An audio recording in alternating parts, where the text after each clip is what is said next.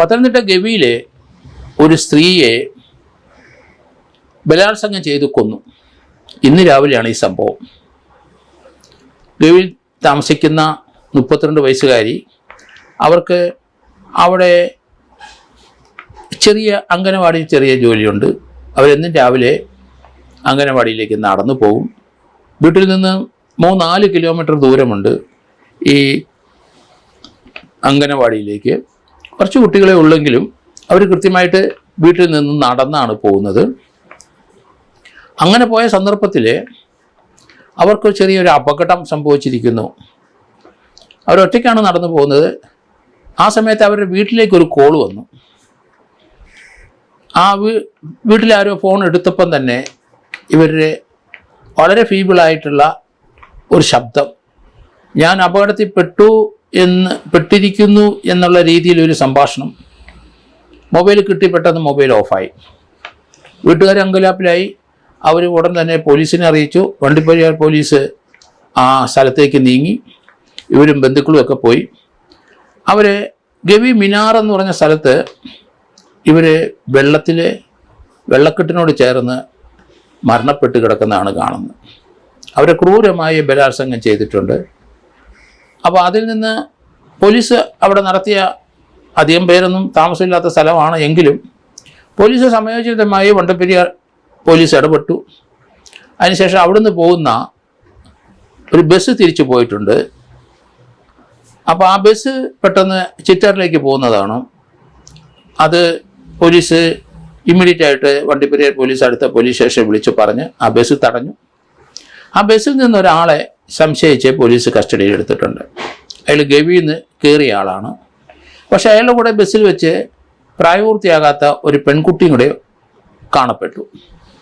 ഇതുകൂടാതെ മറ്റൊരാളെയും കൂടെ പോലീസ് കസ്റ്റഡിയിൽ എടുത്തിട്ടുണ്ട്. 4 പേര് കൃത്യത്തിന് പങ്കെടുത്തതായിട്ടാണ് പോലീസിന് മനസ്സിലാക്കിയത്. കാരണം വിജനമായ സ്ഥലങ്ങളാണ്. പക്ഷേ മെയിൻ റോഡിൽ നിന്ന് അവർ നടന്നു വന്ന റോഡിൽ നിന്നിട്ട് ഉള്ളിലേക്ക് അവരെ വലിച്ചുകൊണ്ട് പോയിരിക്കാം. അപ്പം ആ റോഡ് സൈഡിലല്ല അവർ കിടക്കുന്നത്.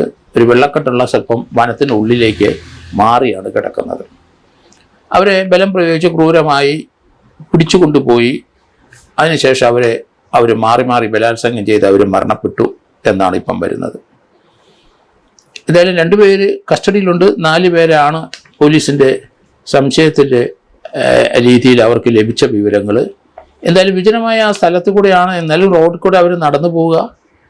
ഇരുവശങ്ങളും വനങ്ങളാകാം.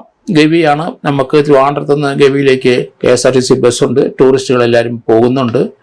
അവിടെ പോയിട്ട് അതേ ബസ് തന്നെ തിരിച്ചാണ് എല്ലാവരും വരുന്നത്. അതുകൊണ്ട് ഫ്രീക്വൻ്റായിട്ട് ബസ് ഇല്ലാത്ത സ്ഥലമാണ്. അതിനടുത്ത് ഗവിയിലെ പോലീസ് ക്യാമ്പുണ്ട്. ഇവിടെ എന്തായാലും ഈ സംഭവം നടക്കുമ്പം പരിസരത്തെങ്ങും ആരും ഇല്ലായിരുന്നു എന്ന് എനിക്ക് തോന്നുന്നു. അവർ നടന്നു പോകുന്ന സ്ത്രീയാണ്, സ്ഥിരം പോകുന്നതാണ്. എന്തായാലും വളരെ ക്രൂരമായ ഒരു ബലാത്സംഗം 4 പേര് കൂടി നടത്തി അവരെ കൊന്നു എന്നാണ് ഇപ്പം വരുന്ന വാർത്തകൾ. ഏതായാലും ഇതിനെപ്പറ്റിയുള്ള കൂടുതൽ വിവരങ്ങൾ ഇനി ലഭ്യമായേക്കും. 2 പേരെ കസ്റ്റഡിയിലുണ്ട്. ആ ഒരാൾ കസ്റ്റഡിയിൽ, അയാളൊരു സ്ട്രോങ് സസ്പെക്റ്റാണ്. അയാൾ ചിറ്റാറിലേക്ക് പോകുന്നയാളാണ്, ചിറ്റാർ സ്വദേശിയാണ്. അയാളെ പോലീസ് ഡീറ്റെയിൻ ചെയ്തിട്ടുണ്ട്. അയാളാണ് പ്രൈം അക്യൂസ്ഡ് എന്ന് പോലീസ് സംശയിക്കുന്നു തുടക്കത്തിൽ.